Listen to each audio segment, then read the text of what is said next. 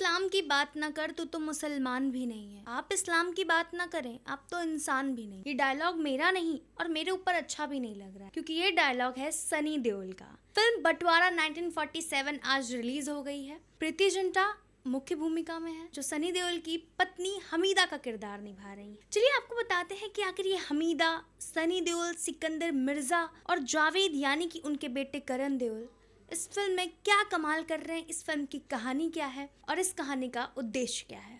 देखिए, फिल्म की कहानी 1947 के उस दौर में सेट है जब देश का बंटवारा हो रहा था और इसके साथ लाखों लोगों की जिंदगी भी पूरी तरह से बदल रही थी। कहानी में सिकंदर मिर्जा अपनी पत्नी, जैसा कि मैंने कहा, हमीदा बेगम और बेटे जावेद के साथ लाहौर पहुंचते हैं।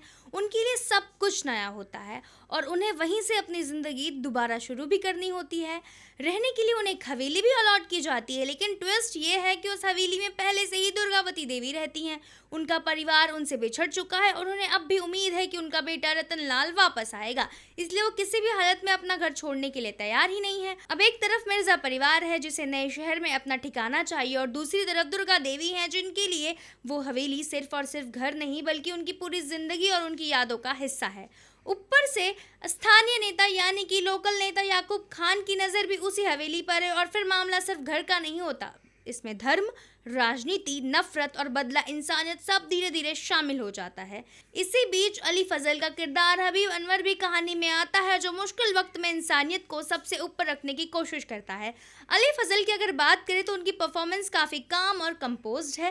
वो ज़्यादा ओवर द टॉप जाने की कोशिश नहीं करते, लेकिन हाँ, कुछ जगहों पर उनकी एक्टिंग थोड़ी ओवर भी लगती है।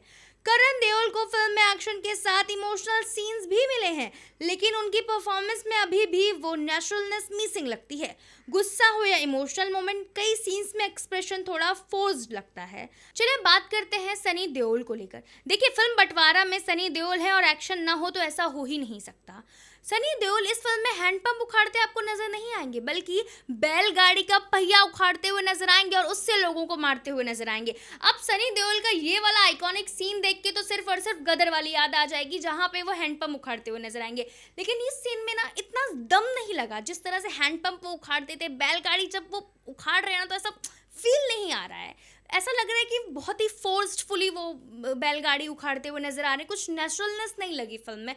लेकिन एक्शन में सनी देओल को तो भैया कोई बीट नहीं कर सकता, और वो नॉस्टैल्जिया तो कहीं नहीं जा सकता जो सनी देओल ने हमेशा से अपने पास रखी है। और जब भी हम उनको स्क्रीन पर देखते हैं तो सिर्फ और सिर्फ वही एक्शन सीन याद आता है। देखिए, राजकुमार संतोषी ने सब्जेक्ट काफ़ी अच्छा चुना है। 1947 का पार्टीशन अपने आप में बहुत बड़ा और इमोशनल टॉपिक है, और इस पर कहानी बनाने की काफ़ी गुंजाइश थी, लेकिन फिल्म कई जगह काफ़ी फोर्स लगती है। जैसा कि मैंने आपसे कहा, खासकर जिस तरह से सीन्स और डायलॉग्स के जरिए मैसेज समझाने की कोशिश की गई है, वो थोड़ा ज़्यादा ओवर हो जाता है। और सबसे ज़्यादा दिक्कत लाहौर के सेट से हुई। कई जगह सेट ऐसे बनावटी, फेक नजर आ रहे थे। देखिए, सीजीआई और वीएफएक्स आजकल हर कोई जानता है, एवरीवन नोज कि ये सीजीआई है, ये वीएफएक्स है, लेकिन इतना आउटडेटेड लग रहा था, इतना बनावटी लग रहा था कि आपको ऐसा फील होगा कि अरे ये अगर हम हाथ लगाएंगे तो गिर जाएगा, आपको आंखों से नजर आएगा। तो कहीं ना कहीं वीएफएक्स पर और भी अच्छा काम किया जा सकता था, जो कि इस पर नहीं किया गया है। और देखिए, दर्शक भी बड़े स्केल पर बने वर्ल्ड्स को देख चुके हैं, इसलिए यहाँ कुछ सीन और सेट्स काफ़ी, जैसे कहा, आउटडेटेड लगते हैं।